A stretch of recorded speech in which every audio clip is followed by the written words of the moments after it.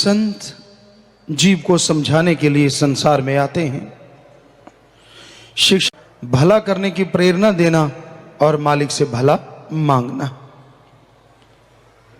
इंसान का मन कितना भी शैतान बन जाए, घटा घनघोर बन के छा जाए, तो भी संत पीर फकीर उसके लिए दुआ करते रहते हैं कि चलो अब नहीं तो कब, कभी ना कभी तो जागेगा। हे मालिक रहमत कर, दया कर, तेरा जीव है, मन के हथों मजबूर है, काम वासना क्रोध लोभ मोह अहंकार में पड़ गया है, कोई ना कोई चोर इस पे छा गया है जिसकी वजह से इसकी बुद्धि मारी गई है, इसका विवेक काम छोड़ गया है। पर तू तो रहमो करम का मालिक है, रहमत कर, इसे सद्बुद्धि बख्श, ये तेरे नाम से जुड़ जाए, तेरी दया में रहमत को हासिल करे और दोनों जहां की खुशियों का हकदार बन जाए।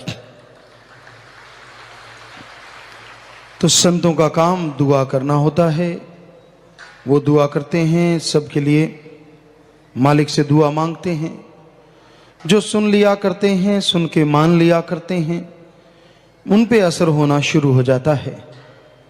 तो मालिक का रंग, वो अनमोल रंग जिसके लिए देव फरिश्ते तक तड़फते हैं, मालिक से दुआ करते हैं कि हमें भी मनुष्य शरीर दे ताकि हम तेरे नूरी स्वरूप को देख सकें, तेरी दया में रहमत को हासिल कर सकें। वो दुआ करते हैं, प्रार्थना करते हैं। पर हे इंसान, तुझे वह शरीर परम पिता परमात्मा ने बख्श दिया है, इसमें भक्ति कर, इसमें इबादत कर, ताकि तू आवागमन से आजाद हो सके, ताकि तू उस नूरी स्वरूप के दर्शन कर सके और कण कण में जर्रे जर्रे में जो मालिक रहता है उसको पहचान सके। लेकिन इंसान जागता नहीं, काम वासना क्रोध लोभ मोह अहंकार मन माया में बुरी तरह से उलझा हुआ है। तो संत पीर फकीर जगाने आते हैं, जीव को होका मारते हैं, आवाज देते हैं कि भाई ढीठ ना बन, मन के हाथों मजबूर ना बन, क्योंकि मन ने जब मझधार में डुबो दिया तब तड़फने के अलावा कुछ भी हासिल नहीं होगा। मौका है, मन से लड़ना सीख ले, काम वासना क्रोध लोभ मोह अहंकार की लगाम खींच ले, वरना ये लोग तुझे ऐसी जगह हासिल नहीं हो पाएंगी।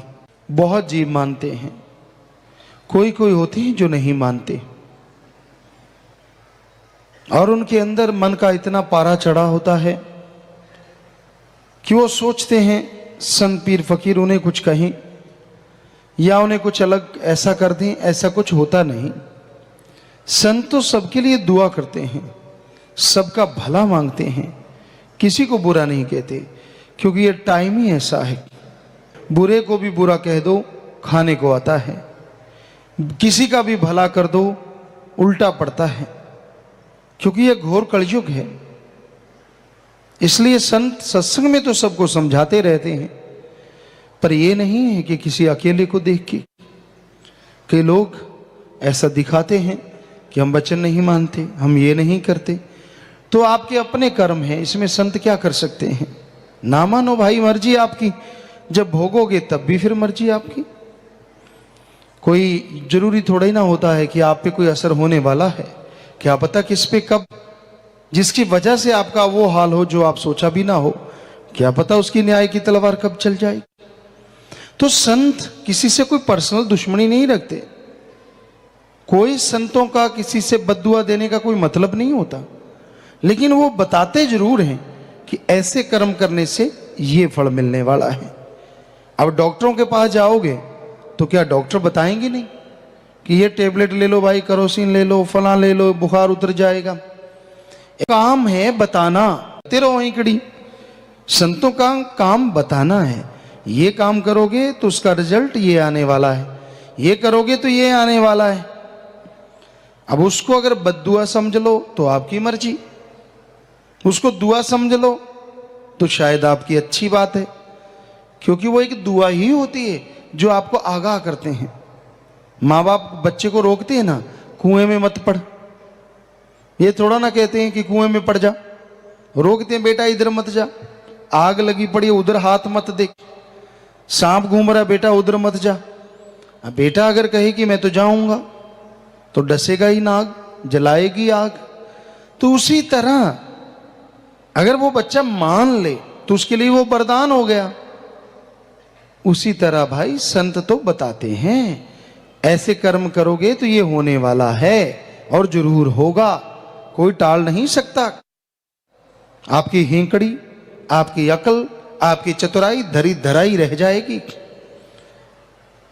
कहते ना एक बगुला दरिया के किनारे बैठा हुआ था, वो जीव को पकड़ता, कभी ऊपर उछाल देता अहंकार में, कभी पकड़ लेता पानी में डुबो देता, फिर उसकी जान आती, छोटी मछली छोटा जीव, फिर उछाल देता, कलोल कर रहा था। जो आजकल कई लोग मन के हाथों मजबूर होकर कलोल नहीं करते हैं, दिखाते हैं कि मैं कलोल कर रहा हूं। तो ऐसे वो बगुला कलोल कर रहा था, शरारतें कर रहा था। अचानक काल का या संदेशवाहक कह लीजिए या काल रूपी बाज ऐसा झपटा मारा समेत उस जीव के बगुले की गर्दन पल में मरोड़ दी। वो तड़फता रहा, व्याकुल हो गया, उसके पंजे में फंस के वो उड़ा के ले गया।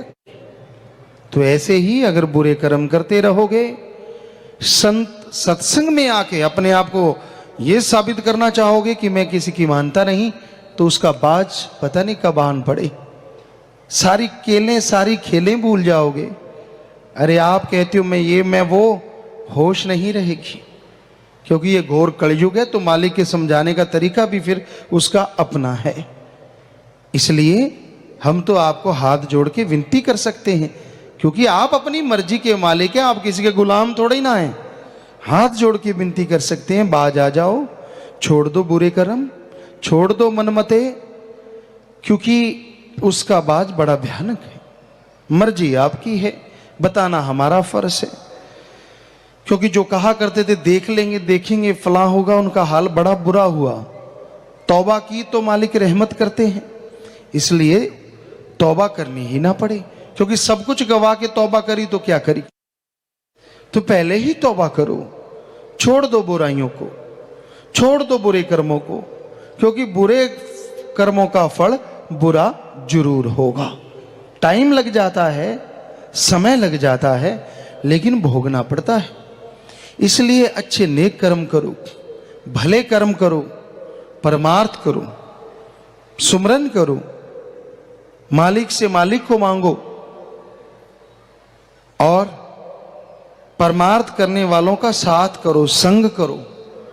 जो सेवा करता है, जो उसका साथ देते हैं, वही सच्चे रिश्तेदार होते हैं, वही सच्चे दोस्त मित्र होते हैं। अगर आप परमार्थ करते हो, सेवा करते हो, भले कर्म करते हो, आपको कोई आके रोकता है, आपको कोई टोकता है, वो आपका मित्र नहीं, असली दुश्मन है, जो मित्र बन के आपको धोखा दे रहा है। एक बार एक फकीर था, वो किसी शहर में गया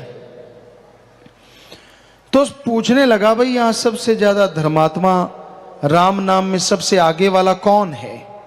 कौन है जो सबसे मालिक से प्यार करने वाला है? कोई ऐसा संत, कोई ऐसा मालिक का नाम लेने वाला भक्त, कोई तो नाम बताओ। तो उन्होंने किसी शाहूकार का नाम बताया कि फलां शाहूकार है, कारोबार भी अच्छा है, बाल बच्चे भी हैं। तो कहने लगे कितने बच्चे हैं? कहता चार बेटे हैं। कहता फिर भी भक्त है? कहते हाँ जी, घर गृहस्थ में रहता भी भक्त है। कहने लगे ठीक है। वो शाहूकार के पास गया पूछते पछाते, शाहूकार अपनी दुकान में बैठा था। तो उस महात्मा ने जाके पूछा, जो कि फकीर था, इतना पहुंचा हुआ नहीं था, कि आप फला महात्मा हैं? कहने लगा जी अहो भाग्य है, महात्मा तो आप हैं, मैं तो एक छोटा सा एक दुकानदार हूं, आप मेरी दुकान पे पधारे हैं, मेरे अहो भाग्य। कहने लगा महात्मा को थोड़ा अहंकार आ गया, ये तो मेरे को इतना बोल रहा है। कहने लगा आपके बेटे कितने हैं? कहने लगा 2 बेटे हैं। महात्मा को गुस्सा आ गया, बड़ा गुस्सा आया कि मैं पूछ के आया हूं, इसके तो 4 बच्चे हैं और ये कह रहा 2 बच्चे हैं।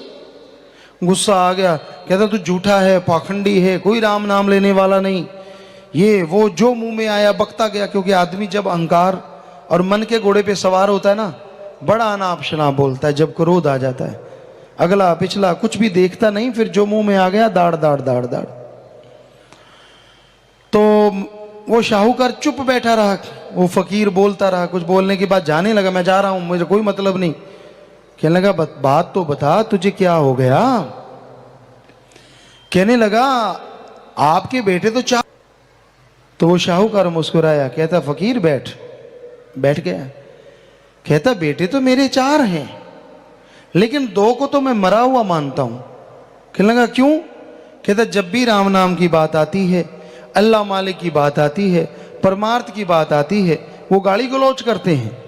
2 बेटे मेरे ऐसे हैं जो मेरा साथ ही नहीं देते, बल्कि राम नाम में मेरे साथ जाके सत्संग सुनते हैं, संतों के वचनों पे अमल करते हैं। उनकी वजह से मैं सुखी हूं और सतगुरु को मानने वाला हूं। जब ये बात सुनी तो फकीर नीचा हो गया कि वाकई ये तो वाकई बहुत अच्छे भक्त हैं, महात्मा हैं।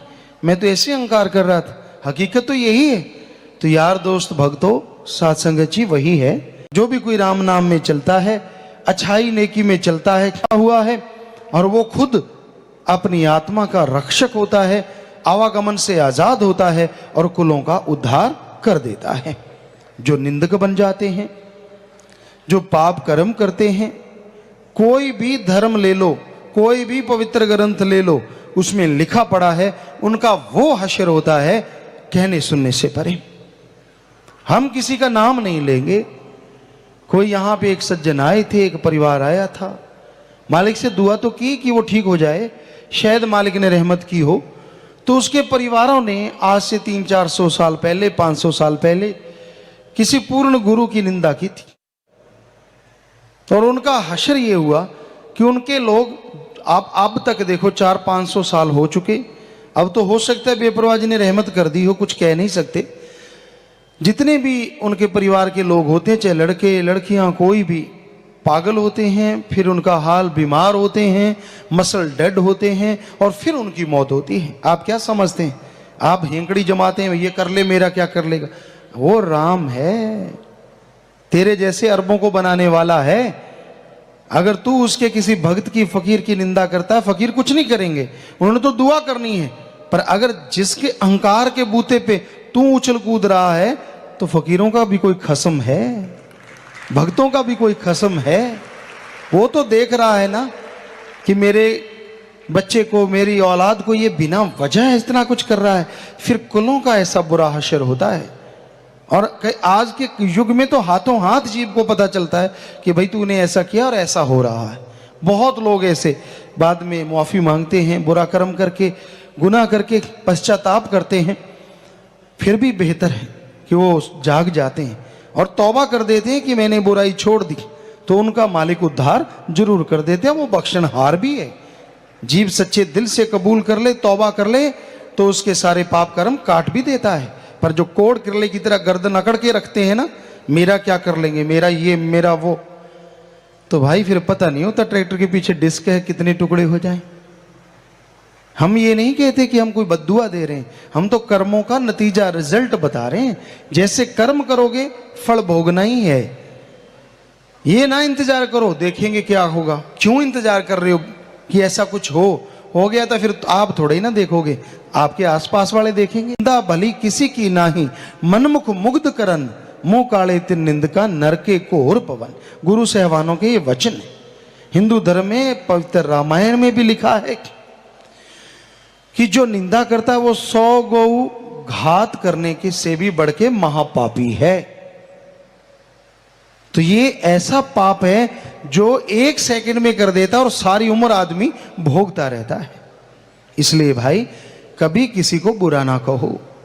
बुरा कहना है तो अपने मन को कहो जो आपको टिकने नहीं देता। बुरा कहना है तो अपनी बुराइयों को कहो। मालिक से मौत मांगना, मालिक से कोई बुरी चीज मांगना, ये भी आपका मन अहंकारी है।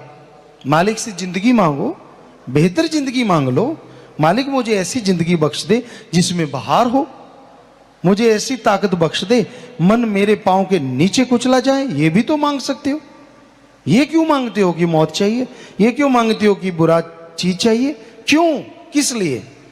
मालिक से मांगना अच्छा मांगो, तड़फ के मांगो, यकीन मानो आपकी मांग वो जरूर सुनेगा और समय के अनुसार पूरी भी कर देगा।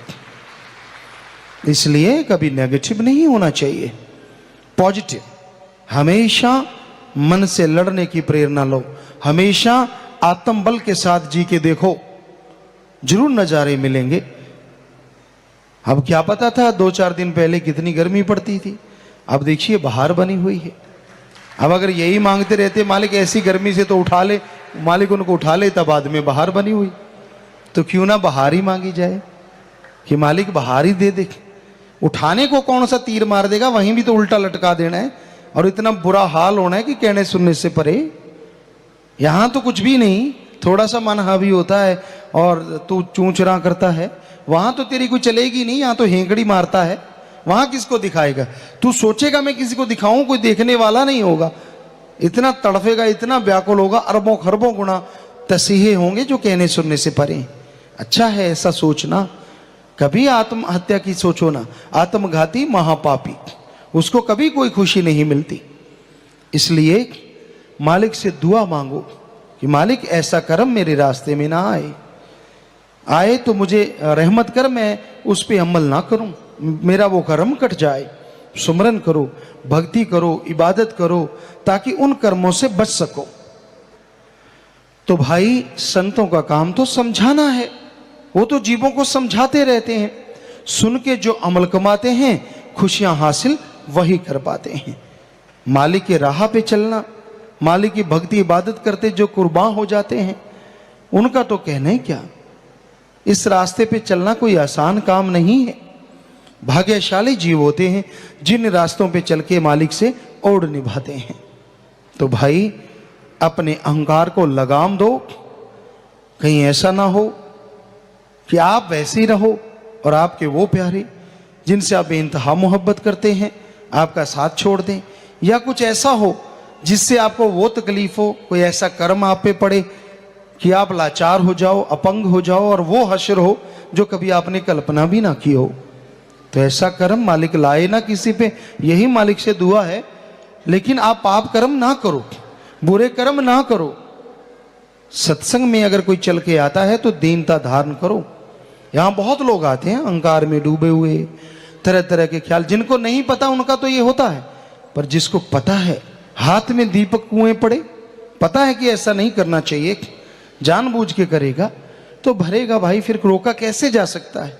रोकने का तो एक ही तरीका है, तौबा कर ले कि मालिक मैं आइंदा ऐसा कर्म नहीं करूंगा, बुरे कर्म नहीं करूंगा। सच्चे दिल से तौबा कर लेगा तो बच सकता है, वरना हशर ऐसा होता है कहने सुनने से परे।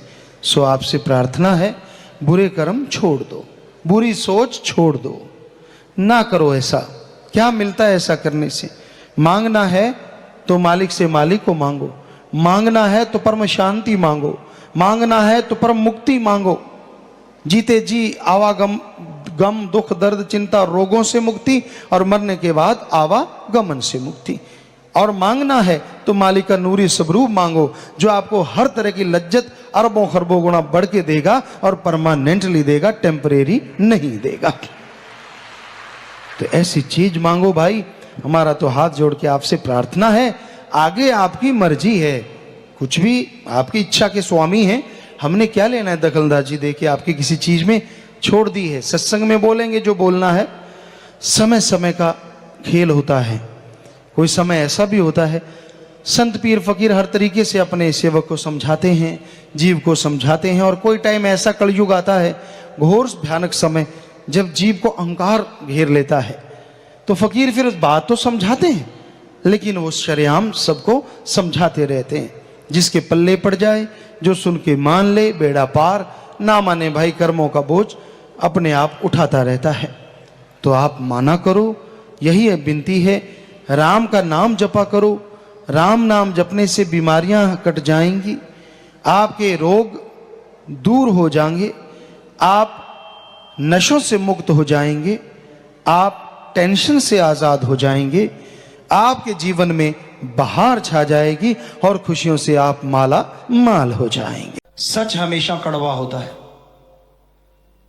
सच को सुनने के लिए दिल गुर्दा चाहिए और सच को बोलने के लिए तो बहुत बहुत ज्यादा हिम्मत चाहिए।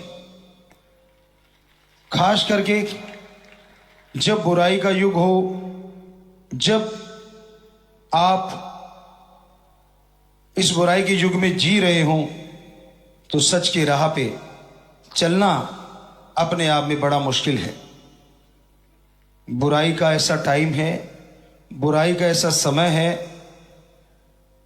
कि इस बुराई के समय में सच कहीं लुप्त होता जा रहा है, सच कहीं खोता जा रहा है।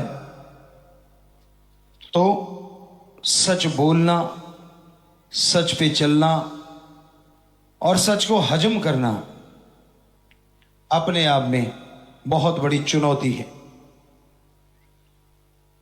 सच कहना इसलिए मुश्किल है क्योंकि सच बड़ा कड़वा होता है। आज समाज में बहुत लोग बुराई से जुड़े हैं, बुराई के नुमाइंदे हैं और बुरी तरह से बुराई में उलझे हुए हैं। ऐसे में जब कड़वा सच बोला जाता है तो उनके होशो आवाज गुम हो जाते हैं। गुस्सा आता है कि हमें सच ऐसा क्यों कहा जा रहा है। तो भाई, सच पे चलते हुए, सच के राह पे चलते हुए परेशानी आती है, मुश्किल आती है, लेकिन संत पीर फकीर ऐसे होते हैं जो हमेशा सच ही बोलते हैं। संत भी अगर सच नहीं कहेंगे तो यकीन किस पे रहेगा। संतों को गर्ज नहीं होती, संतों को कोई स्वार्थ नहीं होता। सच्चा संत ना पैसा लेता है, ना चढ़ावा, ना मान बढ़ाई, ना अपनी वाह करवाना उनको पसंद होता है, बल्कि ऐसा कहने वाले को अंदर से खुश नहीं होते। जो संत की मान बढ़ाई करे, बहुत ज्यादा लिपापोती, चमचागिरी, चापलूसी, ये दुनिया में चल सकता है, लेकिन सच्चा संत पीर फकीर कभी इन चीजों को पसंद नहीं करता। आप संत कहें, गुरु कहें, पिता कहें, माता कहें, सब चलता है, क्योंकि ये एक संत एक गुरु होता ही है, उसमें कोई दो राय नहीं। लेकिन जब आप बढ़ा चढ़ा के बहुत ज्यादा कुछ कहते हैं तो चाहे जो मर्जी कहते रहिए, लेकिन सच्चे संत को इन चीजों में कोई इंटरेस्ट नहीं होता, ना वो इसे पसंद करते हैं, ना ही उससे कोई वो खुश होते हैं।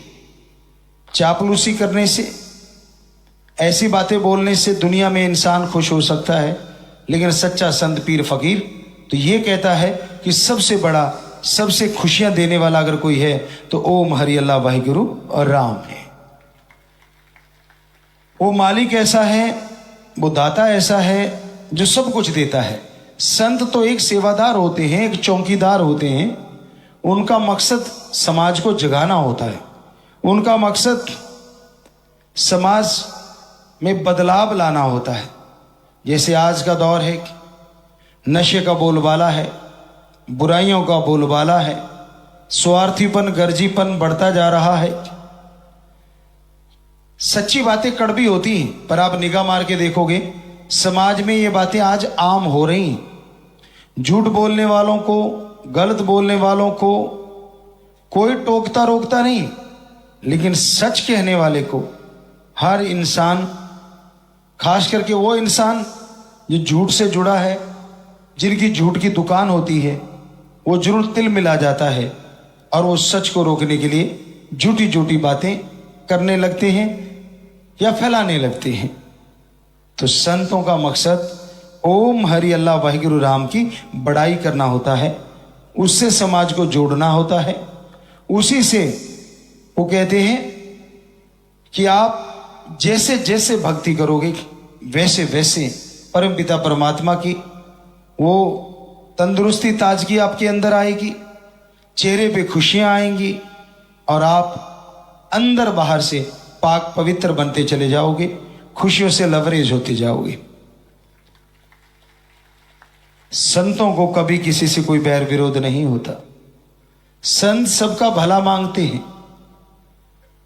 जैसे कई बार हम आपको कहा करते हैं, संत समाज का अंग बन के रहते हैं, सामाजिक होते हैं, जो सूफी संत, रूहानी संत, और वो समाज में रहते हुए सबकी खैर, सारी सृष्टि की, जीव जंतुओं, पशु पक्षियों, परिंदों और इंसानों, जो भगवान की औलाद उसको अपनी औलाद मान के सबका भला मांगते हैं, सबके लिए प्रार्थना करते रहते हैं।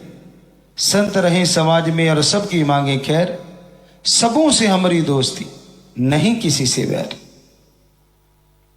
संतों का सभी से बेगर्ज निस्वार्थ प्यार होता है।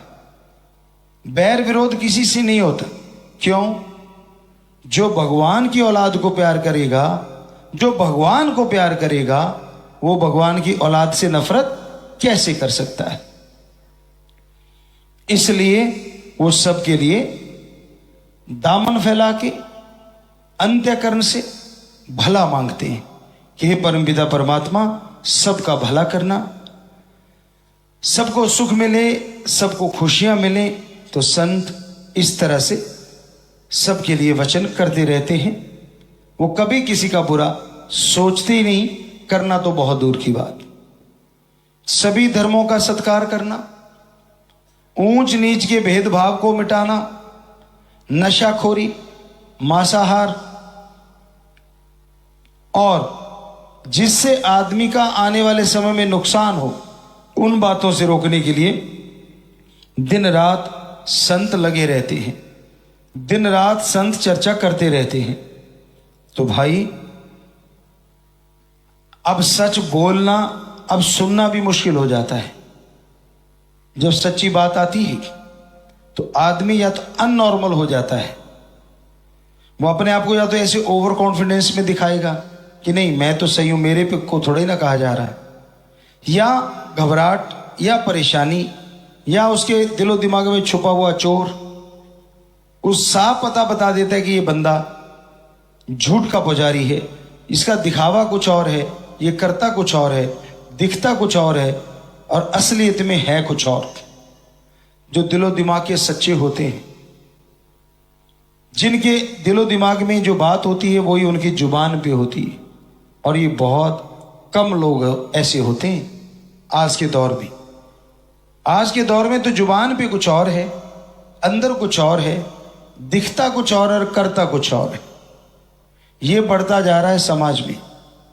तो इसको रोकने के लिए संत यही कहते हैं कि भाई सुमरन कीजिए, हकीकत का सामना कीजिए, सच से जुड़िए, सच बोलिए, कभी भी गलत किसी को ना कहा करो। क्योंकि गलत बोलना, गलत कहना बहुत ही बुरी बात है।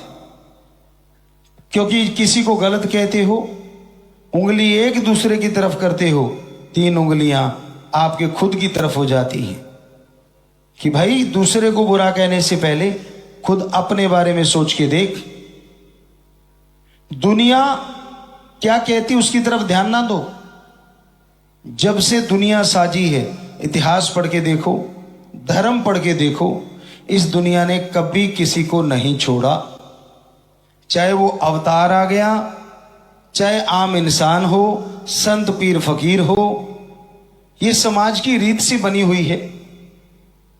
उन्होंने उनकी बुराइयां गानी है। भगवान से बड़ा सच और सच्चा इंसाफ करने वाला दुनिया में कोई जन्मा नहीं। भगवान, आप कहेंगे क्या वो जन्मा है? जन्मा नहीं, लेकिन फिर भी कण कण में, जर्रे जर्रे में वो मौजूद है। कोई जगह उससे खाली नहीं। तो सच्चा इंसाफ करता वो है। जो आदमी बुरे कर्म करता है उसके अंदर गिल्टी होती है, उसके अंदर एक ऐसी भावना आ जाती कि मैंने ये गलत कर्म किए हैं, और जिसने नहीं किए होते, दुनिया कुछ भी कहे, जो राम नाम से जुड़ जाते हैं उनके चेहरे पे सिकन तक नहीं आती। लोग इसी चक्कर में पड़े रहते, चिंता में, इसके चेहरे पे सिकन क्यों नहीं है, ये क्या चक्कर है, इसी में चक्कर गिन्नी हुए रहते हैं। चक्कर कुछ नहीं होता। एक कहावत है, अंदर होवे सच ते बेड़े खड़के नच। जिनके अंदर सच होता है ना, वो कभी किसी चीज की परवाह नहीं करते।